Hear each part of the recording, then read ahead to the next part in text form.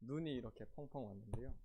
올해 수능 날에는 비가 오길래 올해 겨울은 좀 포근하겠다라는 생각을 했습니다. 그런데 역시 겨울은 겨울인 것 같습니다. 또 추워야 겨울이죠. 아주 날씨가 많이 쌀쌀해졌고 또 포근한 날도 가끔 있고 하는데요. 이런 날 건강에 유의하시면 좋겠고요. 또 나은이도 지난주에 열감기로 좀 고생을 많이 했습니다.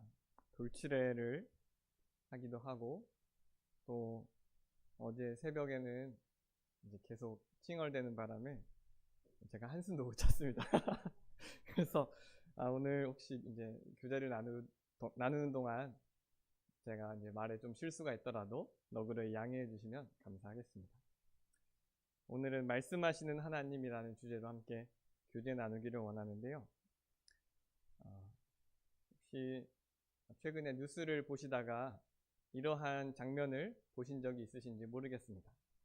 바로 광화문 앞에 이 월대가 복원되었다는 것인데요. 경복궁의 정문인 이 광화문은 그 앞에 지금은 이렇게 이 사진처럼 복원이 되었지만 복원되기 전에는 그 앞에 인도가 있었고 또 그 앞에 10차선의 왕복 10차선의 도로가 있었습니다. 이 광화문은 경복궁의 정문인데요. 저희가 경복궁 하면 조선의 궁궐로 아주 대표적인 궁궐로 생각을 하고 있습니다. 그런데 사실 이 조선 왕조 500년 중에 경복궁이 궁궐로 사용된 것은 약 200여 년밖에 되지 않습니다. 왜냐하면 이 조선이 세워지고 난 후에 경복궁이 완성이 되었는데 약 200여 년이 지난 1592년에 임진왜란에 의해서 모든 이 경복궁의 건물이 불타 없어집니다.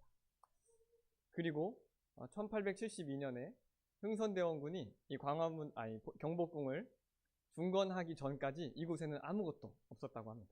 그러니까 약 300여 년간은 다른 궁궐에서 왕들이 생활을 했고 이 경복궁이 실제로 왕의 궁궐로 사용된 것은 약 200여 년밖에 되지 않는다는 것입니다. 그런데 이 흥선대원군이 경복궁을 중건했을 때에는 처음 경복궁의 모습보다 아주 크고 웅장한 모습이었습니다. 그런데 지금 서울에 가서 저희가 볼 수 있는 경복궁의 모습은 또 이 흥선대원군이 중건한 그 모습과는 좀 다르다고 합니다. 바로 일제에 의해서 약 90% 정도가 헐어졌거나 또 어디로 옮겨졌거나 또 심지어는 어떠한 건물들은 그것을 다 철거해서 그 건물의 재료를 가지고 일본 총독의 신사를 만드는데 사용되었다고 합니다. 그래서 90년대까지 실제로 이곳에 조선 총독부 건물이 있었었죠. 그리고 이제 정부가 이 경복궁을 2045년까지 모두 이제 복원하려는 계획을 가지고 있고 그것 중에 일부로 바로 이 월대를 복원한 것입니다. 저도 저 앞에 인도가 있었을 때를 걸어 보았는데요. 그 인도를 이제 걷어내고 나서 발굴을 하니 실제로 그곳의 일제가 이렇게 철로를 건설하고 저곳에 전철을 만들었던 그런 흔적이 이렇게 있었습니다. 1960년대까지 이것이 우리나라에서도 전철의 철로로 사용되었고요. 지금은 이제 이게 다 걷어져서 철도 박물관으로 옮겼다고 합니다. 그런데 이 월대가 사용된 목적은 분명했습니다. 바로 왕이 백성들을 만나기 위해서 이렇게 궁 밖으로 나올 수 있는 장소로 이곳을 만든 것입니다. 그래서 실제로 왕은 이곳에 나와서 어떠한 법을 선포하기도 하고요. 또는 이곳에서 과거 시험을 보기도 하고 백성들을 만나는 장이 된 것입니다. 실제로 계단 한 대여섯 칸 정도의 높이인 이 월대는 그 장소만으로도 왕이 어떠한 권위를 가지고 있는지를 저에게 보여주죠.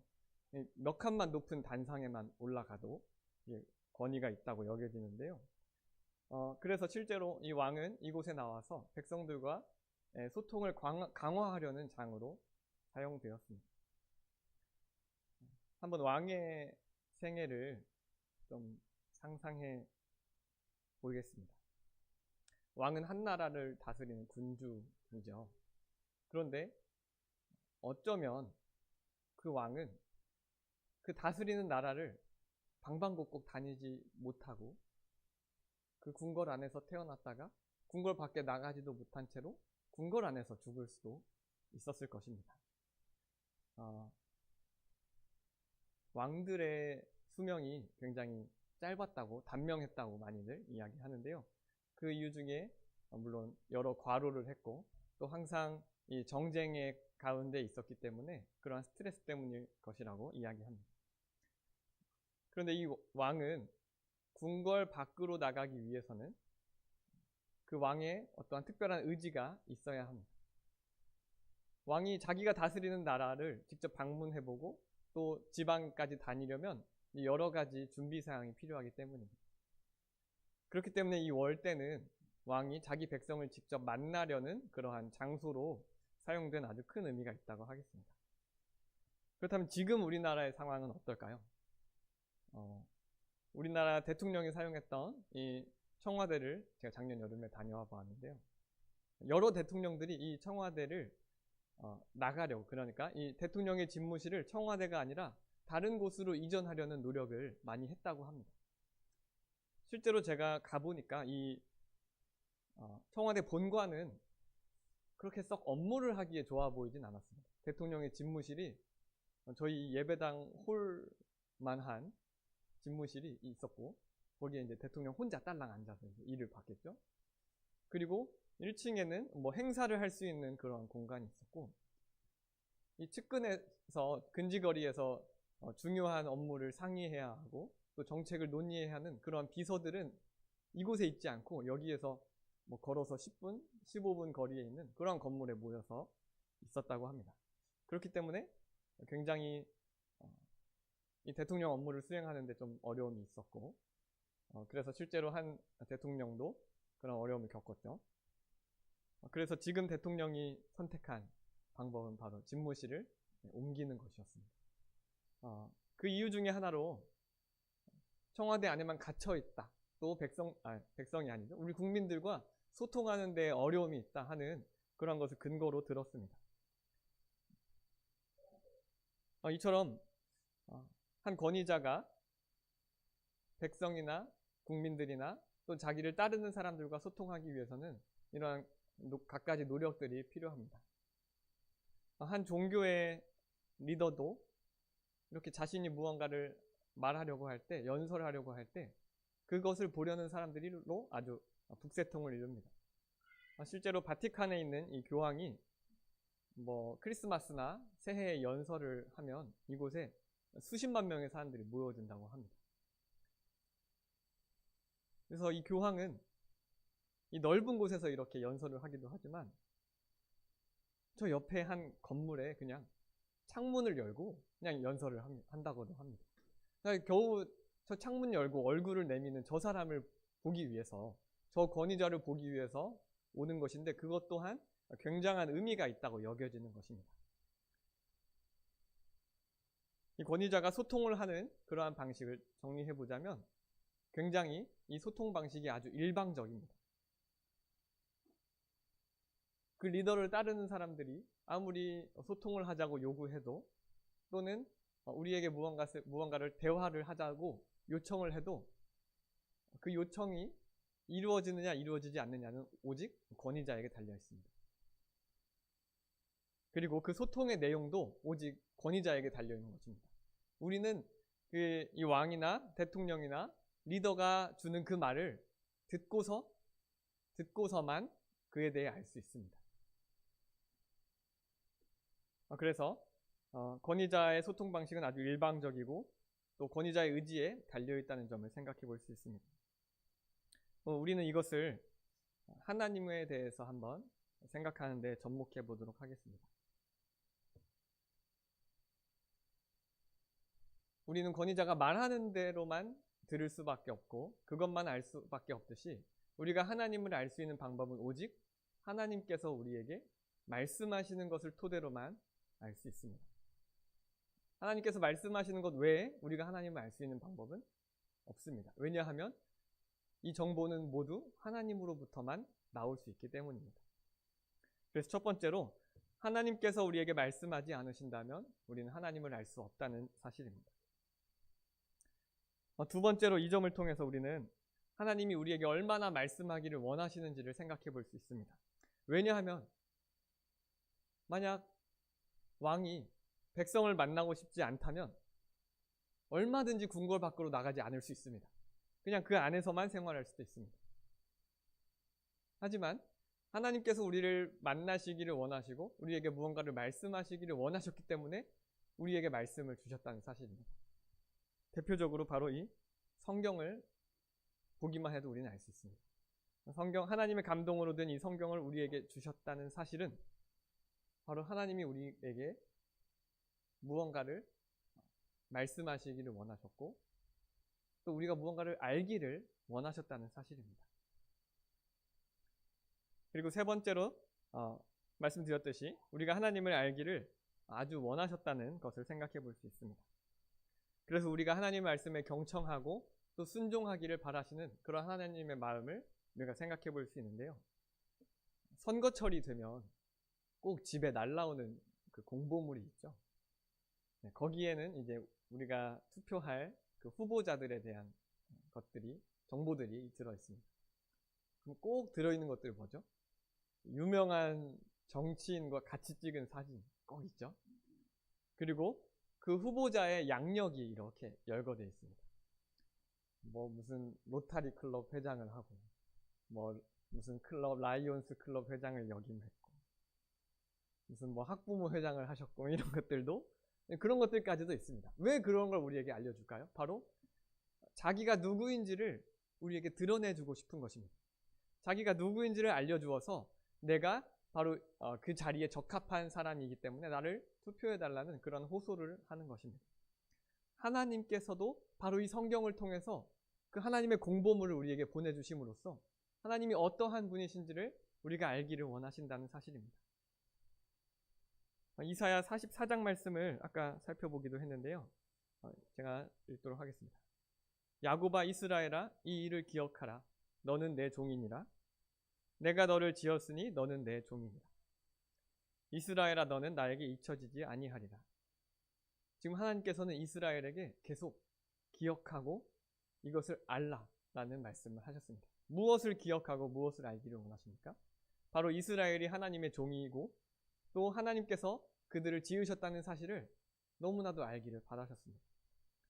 내가 내 허물을 빽빽한 구름같이 내 죄를 안개같이 없이 하였으니 너는 내게로 돌아오라. 내가 너를 구속하였음이니라.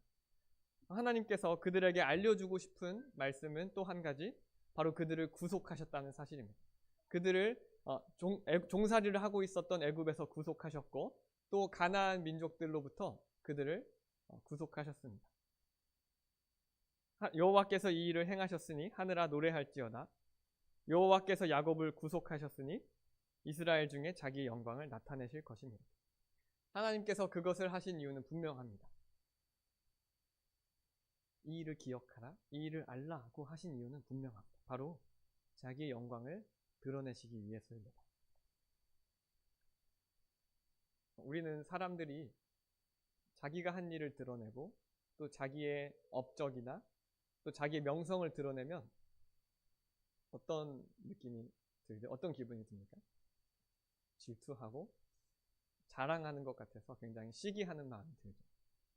우리는 어쩌면 우리의 명함이나 이력서에 한 줄이 들어가기 위해서 수많은 노력을 합니다.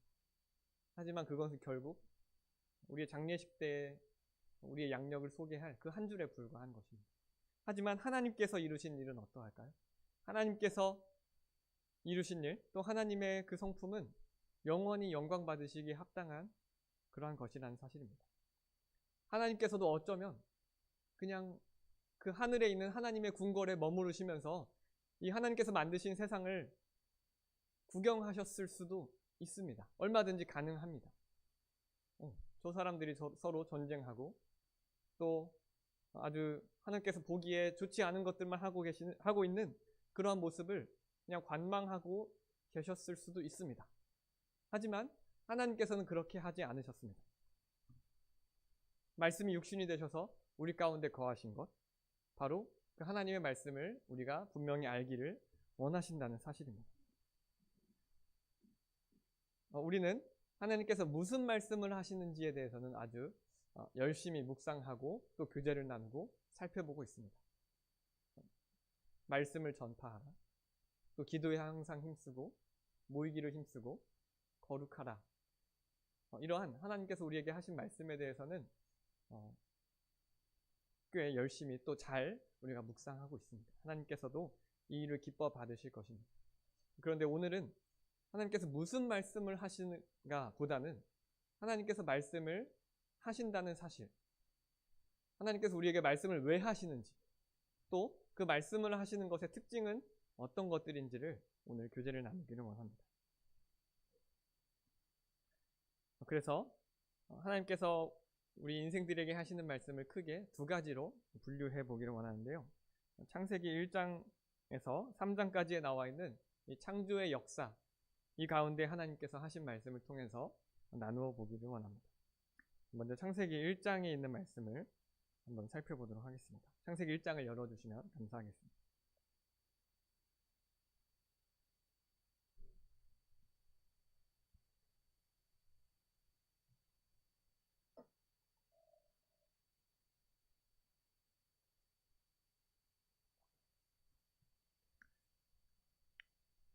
네, 먼저 창세기 1장에서는 하나님께서 천지를 창조하실 때 말씀으로써 이곳을 창조하신 말씀들이 나와 있는데요.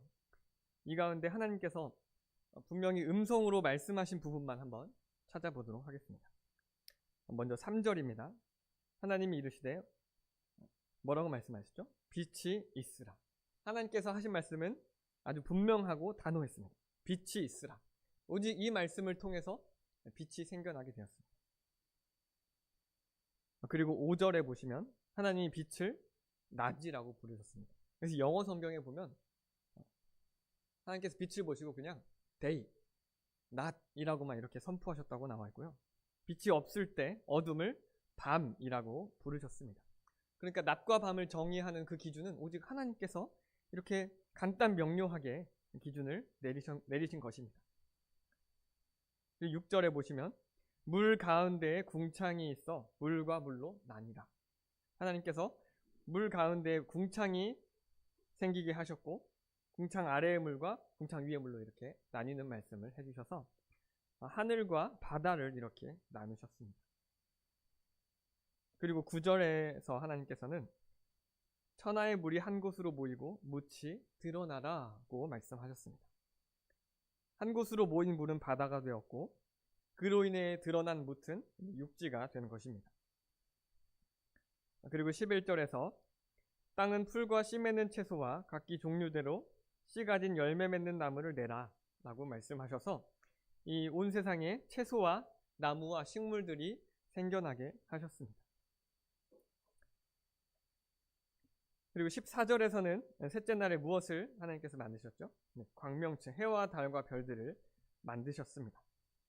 하늘의 궁창에 광명체들이 있으라고 말씀을 하셨습니다. 그리고 20절로 넘어가 살펴보면 물들은 생물을 번성하게 하라. 땅 위 하늘의 궁창에는 새가 나르라.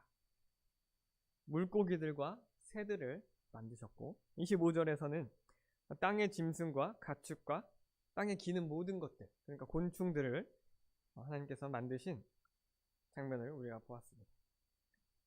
하나님께서 말씀하시는 내용 중에 첫 번째로는 바로 창조의 내용, 그리고 하나님께서 이 모든 세상을 주관하시는 섭리를 가지신 그러한 분이시라는 것을 드러내는 명령의 말씀을 하고 계시는 것입니다. 그렇다면 하나님께서는 이 말씀을 이 창세기 1장에서 말씀하시는 그 창조의 말씀을 왜 우리에게 보여주셨을까요? 이것이 왜 창세기 1장 성경의 맨 처음에 있을까요? 바로 하나님께서 오직 이 세상의 주권자이시며 이 세상의 모든 자연적인 것들은 하나님께로부터 나왔다는 사실을 우리에게 보여주고자 하신 것입니다. 그래서 하나님 본인의 말씀으로 세상에 일어나는 모든 일이 바로 하나님의 아래에 있음을, 하나님의 주권 아래에 있음을 직접 그분의 입으로 선포하고 계십니다. 그래서 우리는 모든 자연이 하나님께로부터 나왔고 하나님의 말씀으로 창조되었다는 사실을 하나님으로부터 알게 되었습니다. 그리고 이것은 우리 성도를 부르시는 모든 것의 출발점이 됩니다. 우리가 회심을 할 때, 우리가 하나님을 믿기로 결정하였을 때 그 처음은 무엇이었을까요? 이 세상의 모든 것들은 하나님께로부터 창조되었고 나 또한 그러하다. 하지만 나는 그 하나님의 창조 목적에서 어긋나서 죄를 짓게 되었고 하나님께로 돌아갈 수 없게 되었다. 바로 그 출발점은 우리가 하나님께로부터 나왔고 하나님께서 이 세상을 주관하시는 분이라는 것으로부터 시작된다는 사실입니다. 하나님께서는 예레미야를 부르실 때에도 하나님께서 누구이신지를 분명히 드러내심으로써 그 예레미야를 부르셨는데요. 예레미야 1장 4절 말씀을 잠시 살펴보도록 하겠습니다. 예레미야 1장 4절부터 몇 절 말씀을 제가 읽도록 하겠습니다.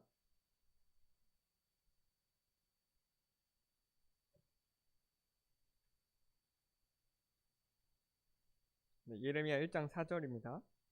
여호와의 말씀이 내게 임하니라. 이르시되 내가 너를 모태에 짓기 전에 너를 알았고 내가 배에서 나오기 전에 너를 성별하였고 너를 여러 나라의 선지자로 세웠노라 하시기로. 지금 예레미야가 처음 하나님께서 자기를 부르셨을 때의 장면을 말씀하고 있습니다. 그때 하나님께서 무엇을 하셨습니까? 내가 너를 모태에 짓기 전에 이미 알고 있었다. 또 내가 너를 모태에 지은 자가 바로 나다. 네가 배에 나오기 전에 내가 이미 너를 성별하였다. 그리고 이제 너를 여러 나라의 선지자로 세우기로 하였다. 하시면서 하나님께서 어떠한 분이신지 예레미야를 지으셨고 지으시기 전부터 알고 계셨고 또 배에 나오기 전에 이미 그를 성별하신 분이라는 사실을 예레미야에게 분명히 말씀해주고 있습니다. 6절 내가 이르되 슬프도소이다. 주 여호와여 보소서 나는 아이라 말할 줄을 알지 못하나이다 하니 여호와께서 내게 이르시되 너는 아이라 말하지 말고 내가 너를 누구에게 보내든지 너는 가며 내가 내게 무엇을 명령하든지 너는 말할지니라. 하나님께서 본인이 누구이신지를 드러내신 후에 예레미야에게 하신 말씀은 분명합니다. 너를 누구에게 보내든지 내가 명령하는 말을 말할지니라. 하나님께서 예레미야를 부르신 것은 높은 관직을 주기 위해서나 또 그를 성공시키기 위해서, 세상적으로 성공시키기 위해서 부르신 것이 아니라 하나님께서 보내시는 곳에 하나님의 말씀을 전하는 자로 부르셨다는 사실입니다. 너는 그들 때문에 두려워하지 말라. 내가 너와 함께하여 너를 구원하리라. 나 여호와의 말이니라 하시고 여호와께서 그의 손을 내밀어 내 입에 대시며 여호와께서 내게 이르시되 보라 내가 내 말을 내 입에 두었노라. 하나님께서 우리를 부르셨고 또 우리가 그 부르심에 응할 수 있는 이유는 단 한 가지입니다. 바로 하나님께서 우리의 입에 말씀을 주시기 때문입니다. 하나님께서 우리로 하여금 그 일을 할 수 있는 능력을 주시기 때문입니다. 바로 성령을 부어주셨기 때문입니다. 보라 내가 오늘 너를 여러 나라와 여러 왕국 위에 세워 내가 그것들을 뽑고 파괴하며 파멸하고 넘어뜨리며 건설하고 심게 하였느니라 하시니라. 하나님께서는 지금 10절에서 예레미야로 하여금 여러 나라와 여러 왕국 위에 세우고 그 나라들을 파괴하고 넘어뜨리고 건설하게끔 하겠다라고 말씀하셨습니다. 여러 나라를 멸망시키는 또 여러 나라를 침공하는 것은 누구입니까? 강대국이고 선진국일까요? 아닙니다. 이 또한 하나님의 손 위에 있다는 사실입니다. 어떤 유력한 장군이나 유력한 권세에 의해서 이것이 이루어지는 것이 아니라 오직 하나님의 권세 가운데에서 이것이 이루어질 수 있기 때문에 하나님은 예레미야를 높은 장군으로 또는 큰 나라의 왕으로 세우신 것이 아니라 한 메신저로 내가 내 입에 준 말을 전하는 자로만 부르셨다는 사실입니다. 그래서 하나님은 이 약속의 말씀을 굳건히 하시기 위해서 두 가지의 환상을 보여주셨는데요. 바로 살구나무 가지와 끓는 가마의 환상입니다. 그래서 11절에서 살구나무 가지를 하나님께서 환상 가운데 예레미야에게 보여주셨고, 12절에서는 네가 살구나무를 보았느냐? 그렇다면 이제 내 말을 지켜서 그대로 이루어라 라고 말씀하셨습니다. 여기에서 저희가 이 한국어 성경으로는 알 수 없는 이 성경의 문학적인 특징이 있다고 합니다. 이 살구나무는 이 히브리어로 샤케드라고 합니다. 샤케드. 살구나무는 아몬드 나무인데요. 샤케드라고 합니다. 그런데 12절에서 내 말을 지키라고 한 그 지켜는 히브리어로 샤카드라고 합니다. 그러니까 이 발음이 굉장히 유사하죠. 살구나무 샤케드를 보았느냐? 그렇다면 이제 너가 샤카드 해라 라는 이러한 말씀을 환상으로 보여주신 것입니다. 이처럼 하나님께서는 누군가를 부르실 때 처음으로 하시는 말씀은 바로 하나님이 누구이신지를 분명히 드러내 보이시는 주권적인 명령의 말씀을 하신다는 사실을 생각해 보았습니다. 두 번째로 하나님께서 우리에게 하시는 말씀은 바로 율법과 선포와 약속의 말씀입니다. 우리가 무엇을 지켜야 하고, 또 우리에게 어떠한 내용을 알려주시고, 우리에게 무슨 좋은 것으로, 또는 우리에게 무슨 벌을 약속하시는지를 말씀해주고 있습니다. 그래서 하나님께서 창세기 1장에서 인생들에게 하시는 첫 명령의 말씀이 있습니다. 사람들은 생육하고 번성하여 땅에 충만하여야 한다는 그러한 율법의 말씀을 전해주셨습니다. 그래서 땅을 정복하고 모든 생물을 다스리는 그러한 명령을 우리에게 주셨습니다. 두 번째로 1장 29절에서는 모든 채소와 나무를 너희에게 주겠다. 이제 너희는 이 모든 채소와 나무를 먹으면서 살아가야 한다라는 그러한 지혜와 또 지식의 말씀을 우리에게 선포해 주셨습니다. 그리고 너무나도 잘 아시는 이 에덴 동산에 있는 모든 나무의 실과는 먹되 오직 선악을 알게 하는 나무의 열매는 먹지 말라라는 명령의 말씀을 주셨고, 또한 창세기 3장 15절에서 19절까지는 이 아담과 하와가 하나님 앞에서 범죄하자 그들을 에덴 동산에서 쫓으시면서 여자의 후손을 주실 것을 약속해 주셨습니다. 그리고 그 여자의 후손은 뱀의 머리를 상하게 할 것이고 뱀은 여자의 후손의 뒤꿈치를 상하게 할 것이다. 그리고 아담과 하와에게는 이 벌을 약속해 주셨습니다. 아담은 이제 땀을 흘려서 노동을 해야 하는 것, 하와는 고통 중에 출산을 해야 하는 벌 뿐만 아니라 모든 인생이 이제 이후로부터 흙으로 돌아가야 하는, 그러니까 이 인생의 사망이 생겨나게 되었습니다. 그래서 하나님께서는 이 인생들에게 하시는 말씀은 명령, 또 하나님의 지혜의 정보, 그리고 우리에게 벌이나 또 선의 약속을 해주시는 말씀을 해주고 있습니다. 그렇다면 하나님께서는 이것을 우리에게 왜 말씀하셨을까요? 왜 우리에게 이것을 알려주셨습니까? 바로 하나님의 이 말씀을 지키고 순종하라는 것입니다. 그리고 하나님의 그 말씀을 신뢰하라는 그런 명령을 우리에게 주신 것입니다.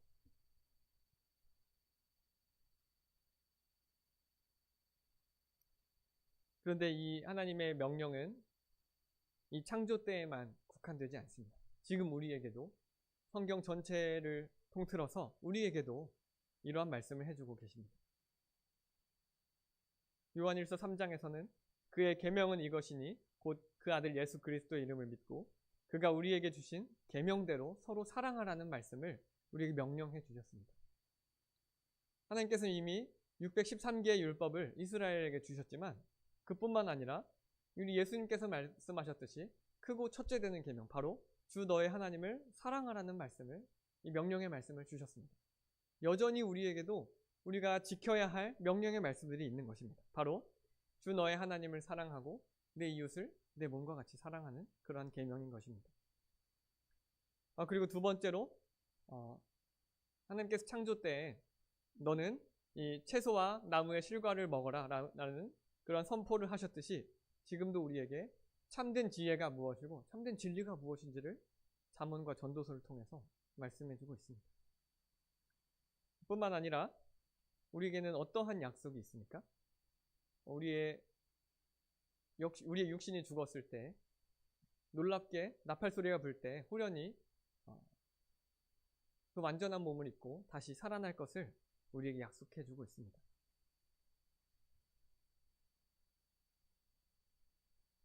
그런데 이 성경 말씀을 보면 하나님께서 직접 사람에게 나아오셔서 말씀하시는 장면들이 있습니다.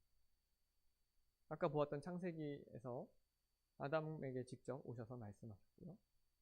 또 출애굽기에서 모세에게 직접 떨기나무 가운데 나타나셔서 말씀하셨습니다. 그런데 지금 우리에게도 하나님께서 직접 얼굴을 나타내셔서 말씀하고 계실까요? 지금은 그렇지 않습니다. 왜 그럴까요? 이제 우리에 대한 사랑이 식었을까요? 아니면 하나님께서 마음을 바꾸셨기 때문일까요? 오히려 그렇지 않습니다. 이미 하나님께서는 그 하나님께서 하시려는 말씀을 또 약속을 선포를 이미 주셨기 때문입니다. 우리가 가지고 있는 이 성경은 바로 그 하나님의 율법이자 선포이자 약속인 것입니다. 너무나도 충분히 우리에게 말씀하셨기 때문에 더 이상 직접적으로 우리에게 얼굴을 나타내셔서 하실 필요가 없으신 것입니다. 그래서 특별한 신약 가운데 바울이나 또는 사도 요한에게 나타나셔서 환상을 보여주신 그 외에는 저희가 그런 사실을 별로 살펴볼 수는 없습니다. 자, 하나님의 말씀은 크게 두 가지로 우리가 나누어 볼 수 있습니다. 바로 하나님의 주권을 드러내는 창조의 말씀, 또 인생에게 명령하시는 또는 선포하거나 약속하시는 말씀이었습니다. 그렇다면 이 하나님의 말씀들은 어떠한 특징이 있는지를 생각해 보겠습니다. 첫 번째로 시편 119편 151절에서는 주의 모든 계명이 진리니이다 라고 말씀하고 있습니다. 하나님의 말씀은, 모든 말씀은 진리입니다. 하나님께서 창조하셨다. 또 우리에게 선포하시는 명령, 약속들은 모두 참된 진리이며 사실입니다. 그렇기 때문에 우리가 하나님의 말씀에 순종해야 하는 것입니다. 우리는 하나님의 말씀에 왜 순종합니까? 우리가 하나님의 말씀에 왜 순종을 해야 할까요? 하나님이 말씀하셨기 때문입니까? 아니면 그 말씀이 진리이기 때문입니까? 좀 경우에 따라 다르겠죠? 그러면 좀 폭을 좁혀보겠습니다. 만약 하나님께서 진리가 아닌 것을 말씀하셨다고 해보겠습니다. 그럼에도 불구하고 우리가 그 말씀에 순종해야 합니까? 대답하기 곤란하시죠? 하나님께서 진리를 말씀하시지 않는다면 우리는 그 말씀에 순종할 이유가 없습니다. 진리를 말하는 존재를 찾아야 하고 그 진리를 말하는 존재가 진정한 하나님인 것입니다. 하지만 우리가 분명히 알 수 있는 것은 하나님께서는 그러한 일이 일어날 수 없다는 사실입니다.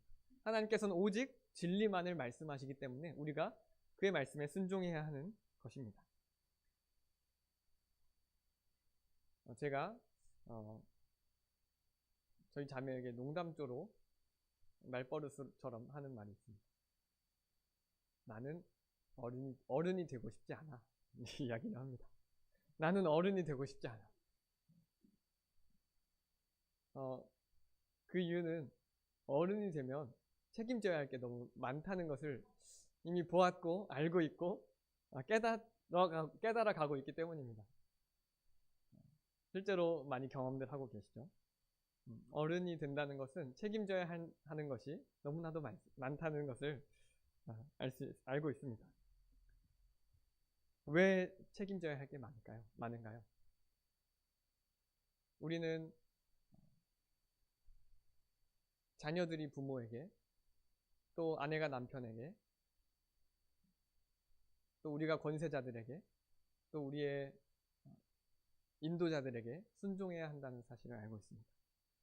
그렇다면 반대로 부모는, 또 남편은, 인도자는, 권세자는 어떠한 것으로 말을 해야 합니까?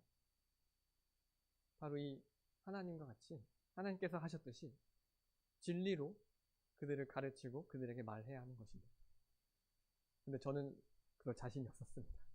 그렇지 아니하면 저에게 수많은 책임이 있다는 것을 알고 있기 때문에 어른이 되고 싶지 않습니다. 지금도 그렇습니다. 그래서 참 저는 두려워하는 것이 있습니다. 제가 학교에서 아이들을 가르치고 또 이제는 자녀를 길러야 하고 또 남편으로서의 역할을 해야 하는데 혹여나 그들이 순종하지 못할 그러한 말을 할까 또는 진리가 아닌 것을 말할까 하는 그러한 두려움이 있습니다. 우린 때로는 자녀들에게 부모에게 순종해 라는 명령의 말을 하기도 합니다. 분명한 그것은 하나님의 진리이기 때문에 가르쳐야 합니다. 하지만 만약 우리가 진리가 아닌 것으로 또는 그들이 순종할 수 없는 것으로 말한다면 그들의 마음에는 평안함이 없을 것입니다. 이러한 악순환이 반복되기보다는 우리는 그 반대로 그들이 기꺼이 순종할 수 있는 또 기쁨으로 순종할 수 있는 진리를 가르치고 말하기 위해 노력해야 합니다. 그렇게 했을 때 그들은 이 말씀에 순종하는 것이 참 놀라운 기쁨이 있구나. 또 진정한 평안이 우리에게 찾아오는구나 하는 것을 깨닫고 더 기쁜 마음으로 순종하기 위해 노력하는 이러한 선순환이 계속될 것입니다. 하나님의 말씀에서도 마찬가지입니다. 하나님께서 진리로 말씀하시기 때문에 우리가 그것을 순종한다면 놀라운 평안을 찾을 수 있습니다. 또 그 순종하는 것의 기쁨을 맛볼 수 있는 것입니다. 그렇다면 하나님의 진리를 더욱 알기 위해 우리는 애쓸 것이고 순종하기 위해 더욱 노력하는 이러한 선순환이 반복되는 것입니다. 그래서 우리는 권세자들이나 또 어른이나 부모나 남편이 또 인도자들이 진리로 가르칠 수 있도록 기쁜 마음으로 기도해야 합니다. 그리고 이미 부모라면 또 이미 남편이 되었다면 또 어른이고 권세자고 인도자이시라면 그들을 진리로 가르치기 위해서 말씀하기 위해서 노력하는 그런 자세가 우리에게 필요할 것입니다. 하나님의 계명이 진리라는 사실은 하나님의 말씀을 우리가 순종하게 될 때 우리 인생의 참된 목적을, 참된 본성을 알게 된다는 것을 우리에게 보여줍니다. 하나님의 말씀만이 우리의 참된 인생길을 보여주는 것입니다. 예수님께서는 그래서 이렇게 말씀하셨습니다. 그들을 진리로 거룩하게 하옵소서.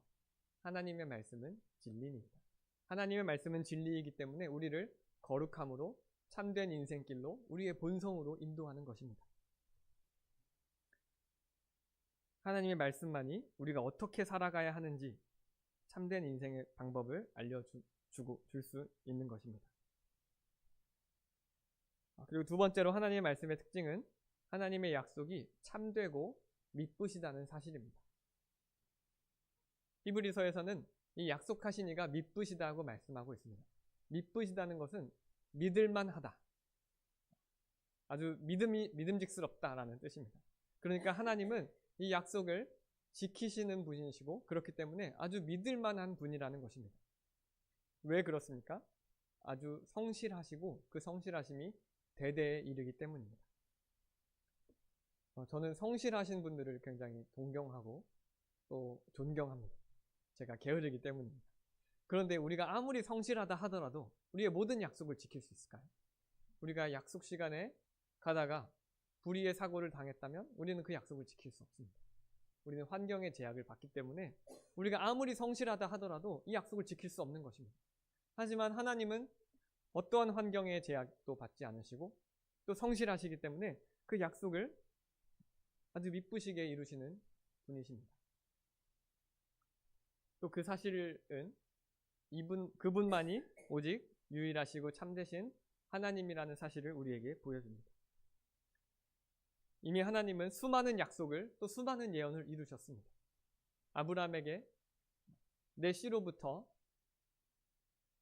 내 자손이 번성할 것이고 천하 만민이 복을 받을 것이다 하는 그런 약속을 이미 이루어 주셨습니다.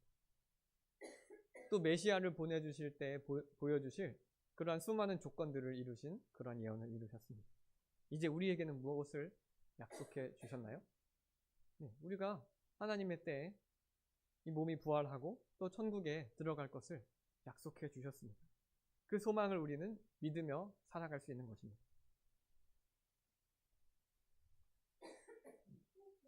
근데 이제 그렇다면 우리가 어떻게 살아가야 하는지 마지막으로 살펴보도록 하겠습니다. 제임스 패커라는 신학자는 이렇게 말했습니다. 그리스도인이란 하나님의 말씀을 인정하고 그 아래에 사는 사람이다. 아멘이 되십니까? 네, 그리스도인은 이처럼 하나님의 말씀의 가르침을 믿는 자입니다.